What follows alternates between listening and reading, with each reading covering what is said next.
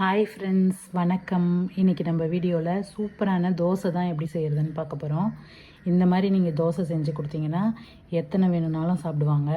வாங்க எப்படி செய்யலான்னு பார்த்துடலாம். அதுக்கு நம்ம ஃபஸ்ட்டு உருளைக்கிழங்கு கிரேவி செய்யணும். ஸ்டவ்வை பற்ற வச்சு ஒரு கடாயை வச்சுருங்க. கடாய் சூடானதும் கொஞ்சமாக எண்ணெய் ஊற்றிக்கலாம். எண்ணெய் சூடானதும் ஒரு ஸ்பூன் அளவு சோம்பு போட்டுக்கலாம். சோம்பு பொரிஞ்சோடனே ஒரு வெங்காயம், ஒரு தக்காளி, ஒரு பச்சை மிளகாவை குட்டி குட்டியாக கட் பண்ணி போட்டு நல்லா வதக்கிக்கலாம். ஒரு ஸ்பூன் அளவு இஞ்சி பூண்டு பேஸ்ட்டு போட்டு அதையும் நல்லா வதக்கிட்டு, நான் ஒரு 1/4 கிலோ அளவுக்கு உருளைக்கிழங்கை வேக வச்சு தோல் எடுத்து மசிச்சு வச்சுருக்கேன். அதையும் சேர்த்து இதுக்கு தேவையான அளவு உப்பு, மிளகாத்தூள் போட்டு நல்லா வதக்கிக்கலாம். மசாலா இந்த உருளைக்கிழங்குல படனா மாதிரி நல்லா நம்ம கலரி எடுத்துக்கலாம். இப்போ இந்த பச்சை வாசனைலாம் போகிறதுக்காக நான் ஒரு 1/4 டம்ளர் அளவு தண்ணி ஊற்றி நம்ம நல்லா வதக்கி எடுத்துக்கலாம். இப்போ இந்த மிளகாத்தூளோட பச்சை வாசனைலாம் போய் தண்ணியெல்லாம் சுண்டி சூப்பராக இந்த உருளைக்கிழங்கு கிரேவி ரெடி ஆகிடுச்சு. இப்போ நம்ம ஸ்டவ்வை ஆஃப் பண்ணிடலாம். இப்போது 10 ரூபாய்க்கு நம்ம ஜூஸ் பாட்டில் வாங்குவோம் பார்த்திங்களா, அதில் அந்த மூடியில் நம்ம ஹோல்ஸ் போட போகிறோம்.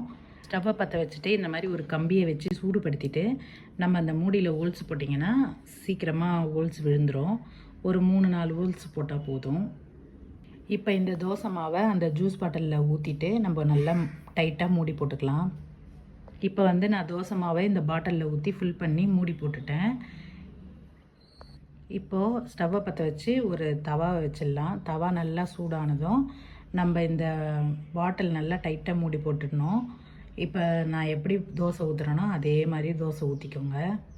இப்போ இந்த மாதிரி தோசை ஊற்றிட்டு நம்ம ஒரு செகண்டு தட்டு போட்டு மூடி வச்சுட்டு ஓப்பன் பண்ணிங்கன்னா சூப்பராக வெந்திருக்கும். இந்த தோசையை திருப்பிலாம் போட தேவையில்லை. இப்போ திறந்துட்டு இப்போ பாருங்கள் சூப்பராக வெந்துடுச்சு. இப்போ இந்த தோசை மேலே நம்ம செஞ்சு வச்ச உருளைக்கிழங்கை இந்த மாதிரி ஃபுல்லாக நீட்டாக வச்சுட்டு ரோல் பண்ணி எடுத்திங்கன்னா சூப்பரான தோசை ரெடி. வீட்டில் இந்த மாதிரி நீங்கள் தோசை செஞ்சு கொடுத்தீங்கன்னா பார்த்தோன்னே கேட்டு வாங்கி சாப்பிடுவாங்க. சூப்பராக இருக்கும். இந்த வீடியோ உங்களுக்கு பிடிச்சிருந்தால் லைக் பண்ணுங்கள், ஷேர் பண்ணுங்கள், கமெண்ட் பண்ணுங்கள். இடிச்ச மிளகு சேனலை சப்ஸ்கிரைப் பண்ணுங்கள் ஃப்ரெண்ட்ஸ்.